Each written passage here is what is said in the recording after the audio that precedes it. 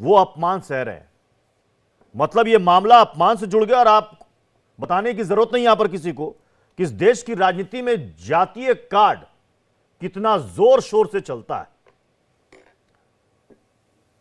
प्रत्युष जी, मैंने आपको सुना, क्या संवैधानिक पद पे बैठे हुए व्यक्ति जिन्होंने 143 सांसदों को बाहर का रास्ता दिखाया 174A के नियम के तहत, क्या वो बताने का कष्ट करेंगे कि आदरणीय राम गोपाल यादव जी, आदरणीय डिंपल यादव जी वो चेयर के नजदीक कब पहुंचे जो उनपे 174A की आपने कार्रवाई की?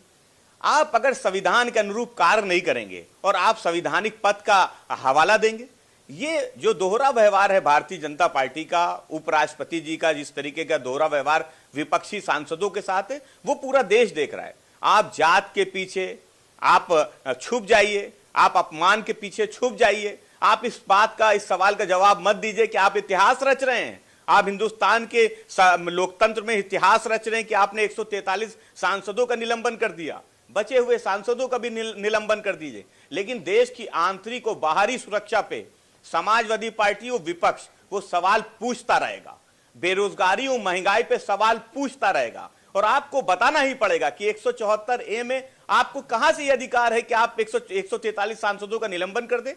ये अधिकार तो ये कि आपकी चेयर के पास कोई जाए और उस तरीके का विरोध प्रदर्शन करे। लेकिन जो विरोध प्रदर्शन नहीं कर रहे थे, अपनी चेयर पे खड़े थे, उनका भी आपने निलंबन कर दिया। इन सब सवालों का जवाब ना देना पड़े, इसलिए आप अपमान के पीछे, ऋषभ तिवारी जवाब दीजिए। छुपना चाहते हैं। ऋषभ तिवारी समाजवादी पार्टी के प्रवक्ता ने कुछ सवाल उठाए यहां पर। प्रत्युष जी, देखिए, सबसे आश्चर्य की बात है कि रस्सी जल गई लेकिन ऐठन नहीं गया। इतनी लज्जा भी नहीं आती इन लोगों को चैनल पर बैठकर ऐसा वक्तव्य देते कि महंगाई, बेरोजगारी, अनेक मुद्दे पे जनता फेल तरस रहे। अरे ये वही जनता है जो तीनों राज्य में हमें अपना प्यार और आशीर्वाद दी है, तेलंगाना में हमारे वोट परसेंटेज बढ़ाई है। तो जनता को पता है कि नौटंकीबाजी की राजनीति करता कौन है। और दूसरी बात, ना तो कांग्रेस के प्रवक्ता पढ़ के मिला, क्या कितना वोट मिला है आपको 5 राज्यों में? मैं बीच में नहीं बोल रहा था, 5 राज्यों में विपक्ष, मैं बीच में नहीं बोल रहा था। संख्या बताइए ना। आपके पार्टी के अंदर अगर संस्कार नहीं है तो चैनल पर फखरुल हसन साहब, बीच के कोई भी टोका टोकी नहीं करे।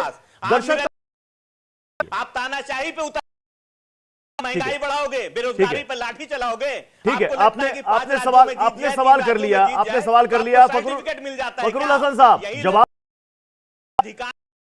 पार्टी से जवाब तो सुन लीजिए जरा। बताइए ऋषभ, इन्होंने दो एक सेकंड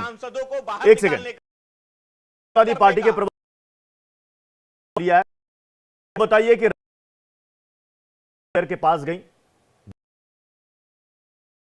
सांसद वहां पर वेल पर गए थे और चेयर के पास गए थे जिनको आपने निलंबित कर दिया। इन्होंने कहा दरअसल आप चाहते नहीं कि विपक्ष वहां पर बैठे। तो क्या बीजेपी नया ट्रेंड सेट कर रही है क्या? विपक्ष मुक्त संसद। जब इन पार्टी के दिखाए, क्योंकि इनके पार्टी एक पुत्र अपने पिता को स्टेज से धक्का दे दे, उस पार्टी के कार्यकर्ता से यही उम्मीद की जा सकती है। मैं बीच में नहीं बोला हूं, अगर मैं चिल्लाना शुरू कर दूं तो वो जवाब भी नहीं सुन पाएंगे और बोलने लायक नहीं रह जाएंगे, डिबेट छोड़ के चले जाएंगे। क्योंकि जिस पार्टी के मुखिया खड़े होकर युवाओं को कह रहे गलती हो जाए, बलात्कारी है तो क्या हो गया, वो हमें पाठ ना पढ़ाए। बदतमीजी से जिस तरह के वाक्य इनके कार्यक्रमों में रखा जाता था, सफाई महोत्सव में अश्लीलता को पेश किया जाता था, जनता के पैसे को बर्बाद किया जाता था, वो आके ज्ञान देने की बात ना करे कृपया करके। कब जाएगी बताओ ना। जो बलात्कार का आरोप हो जाए तो मैं जवाब दे रहा हूं, तमीज और संस्कार लेकर चैनल पे बैठिए। अगर बदतमीजी की पेशकश यहां पर मत कीजिए। पॉइंट 1, अरे बताओ ना, उत्तर प्रदेश में जो विधायक को सजा हुई है उसकी सदस्यता कब रद्द होगी? रद्द होगी भी या नहीं होगी? या बलात्कारियों के साथ ही विधानसभा को चलाओगे? प्रत्युष जी, मैं जवाब दूं या इनका भाषण? नहीं, जवाब दीजिए, जवाब दीजिए। जी, पॉइंट 1 की सबसे पहले जिसका नाम ये ले रहे हैं उस पे ऑलरेडी एफआईआर दर्ज होकर ट्रायल चालू है, और जब ट्रायल पे वर्डिक्ट आएगा तो तनकी भर भी भारतीय जनता पार्टी गलत लोगों के साथ नहीं रहेगी। अभी रिजल्ट नहीं आया, पॉइंट 1। दूसरी बात, ये किसकी बात कर रहे हैं? 141 सांसद को अकेला राज्यसभा से नहीं उन्हें हटाया गया है, लोकसभा राज्यसभा में अपने बाकायदा नोटिफिकेशन निकाले हैं। आप पढ़ लीजिए, आपके पास संविधान है, कोर्ट है, आरटीआई है, डालिए, आपको सारे क्लिप मिल जाएंगे। पॉइंट 3, जिस समाजवादी अरे आप बताओ ना, उत्तर प्रदेश में गुंडागर्दी की परिवार गठित कर दी, आप मैंने किस नियम के तहत हाँ तो मैंने दिया यहाँ पे किस नियम के तहत किया? बिल्कुल उन्होंने उल्लंघन किया, मैं कहता हूँ उल्लंघन किया। अगर जानकारी नहीं होती तो कहाँ चैनल पर आपसे ज्यादा पढ़ा लिखा हूँ, आपसे ज्यादा पढ़ा लिखा हूँ और आपसे ज्यादा समझदार हूँ, आपसे ज्यादा पढ़ा लिखा हूँ, आपसे ज्यादा पढ़ा लिखा हूँ, और आपके जैसे गुंडागर्दी नहीं पढ़ना, माफियागिरी नहीं पढ़ना, बदतमीजी नहीं पढ़ना, संस्कार नहीं लाना,